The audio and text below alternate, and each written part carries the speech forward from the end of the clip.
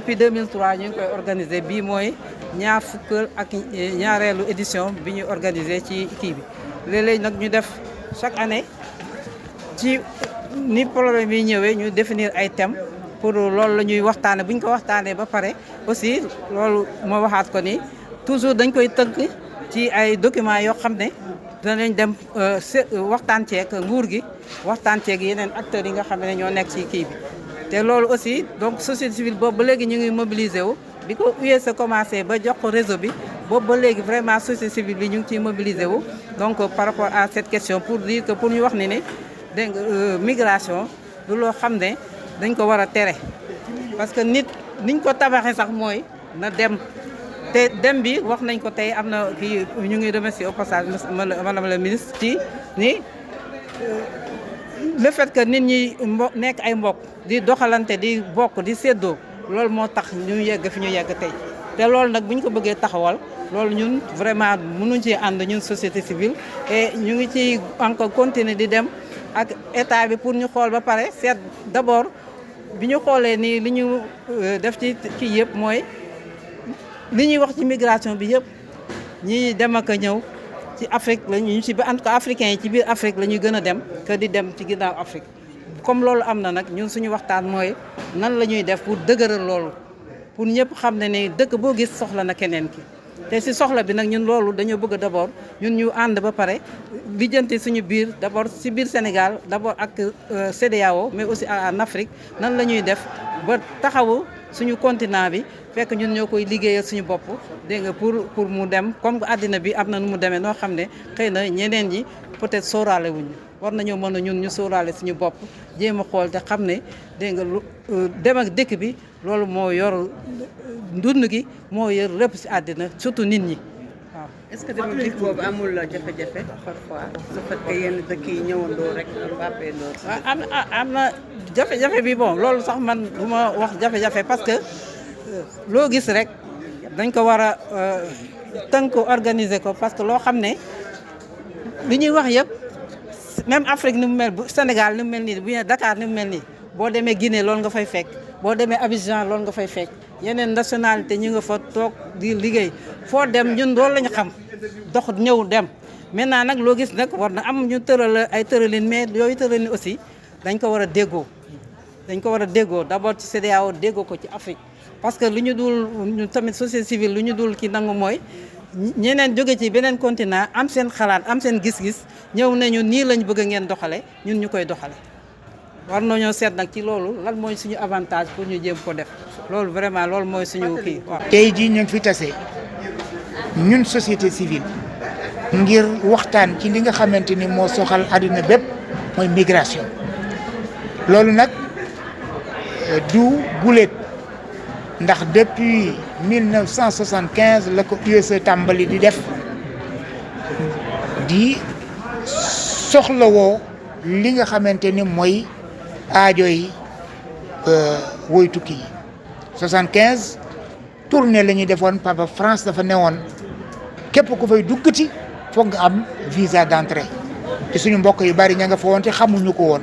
ñu def tournée pour xamal leen ni léegi képp ku nekk fii boo génnee bala ngay duggaat foog nga indi visa képp ku bëgg a ñëw bala ngay dugg foog nga am visa ci lañ ko tàmbalee ak yeneen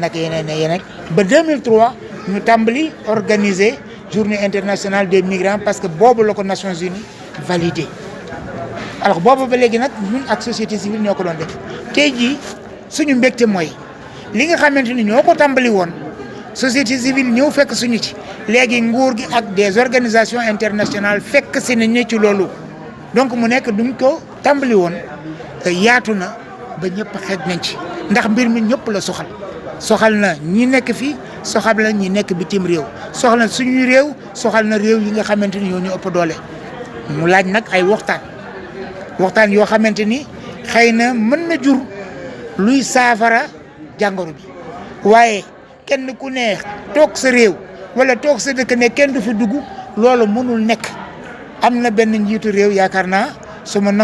bañee tooñ mën naa ne président Abdou Diouf la woon moo doon wax ne on ne peut pas arrêter la mer avec ses bras géej kenn mënul salal say loxo pour yemale ko déedéet mbir mi dafa yaatu dafay métti wax naa ko sànq li ñàkk bakkanam seeni bakkan ci géej gi li ñàkk seeni bakkan ci désert bi ñi ci torturé ñi ci maltraité bëri na métti na nguur gi na lëkkaloo ak yeneen nguur yi ñun ñëpp ci Afrique ñu waxtaan ci suñu biir d'abord ndax mbay ci sewowu tànk li ñuy wax ñeneen ñi ma ngi ci suñu biir ci biir Afrique du fu nekk la nit ki di dem am fa jàmm même bu fekkee biir CEDEAO am nañ protocole de libre circulation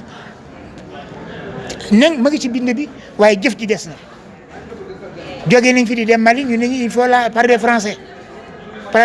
du langue yi waaye xaalis ngay joxe ak yeneen loolu yëpp dañ ko war a di fexe ba mu jóge fi ba ñu am kayit boo xamante ni kayitu CEDEAO la ni ko Sénégal amee carte d'identité CEDEAO passeport CEDEAO ñeneen ñi am ko mu bañ a nekkati Sénégal mu bañ a nekkati Mali mu bañ a nekkati Guinée wala feneen mais mu nekk passeport CEDEAO carte d'identité CEDEAO foofu mënu tourner nga ànd ak nit ñi waaye nag problème bi mooy organisation dafa war ci lépp bu mu mën a doon ci àdduna bu ci organisation amulee leneen dana ci juddu tey gis nañ ne fii dëkk yu mel ni Dakar dafa étouffé nit ñi dañ koo xoj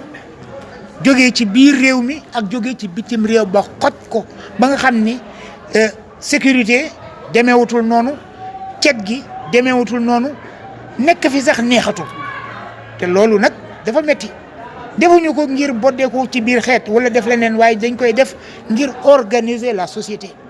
ñun ñëpp ci war jàpp nag nguur gi am na lu muy def ñun société civile war nañ ci jàpp ñeneen war nañ ci jàpp ba ñu am organisation boo xam ne dana may nit ñi kenn ku ne dem fi nga bëgg a dem nekk fa ci nekkin wu am kaaraange nekk fa ci nekkin woo xamante ni jaadu na ndax su dul loolu insécurité mooy law insalubrité mooy law te lu muy jur kenn mënul xam lu mu doon.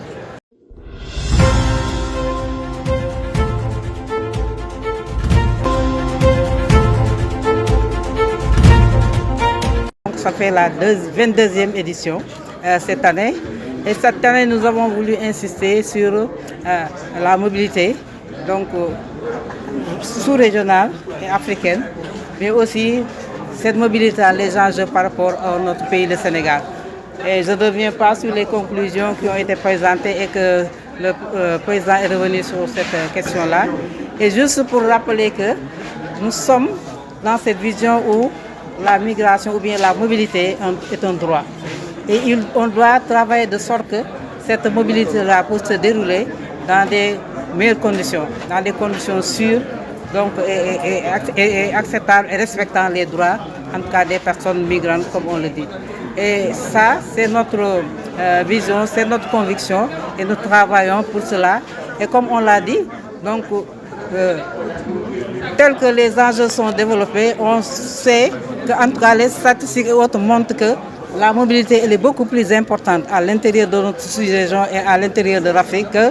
vers d'autres continents. Et à ce titre, donc, nous avons besoin de revenir sur nous-mêmes pour voir comment nous allons faire pour que cette mobilité-là, qui pour nous aussi est un facteur de développement, que c'est qu'on puisse en bénéficier et faire en sorte que les avantages liés à cette mobilité-là, qu'on puisse d'abord l'instaurer en priorité au Sénégal d'abord, dans la sous-région et en Afrique. Voilà un peu l'idée que nous avons. Est-ce que une mobilité ne constitue pas un frein si on se base sur l'envahissement, si on peut le dire, de certains... Comme on l'a dit, la mobilité n'a jamais été un frein. Pour nous, la migration est un facteur de développement durable. Donc, c'est une source d'inspiration pour les cultures, pour la société, pour l'économie. Et je pense que, je l'ai rappelé même que, il y a des continents qu'on dit aujourd'hui développés.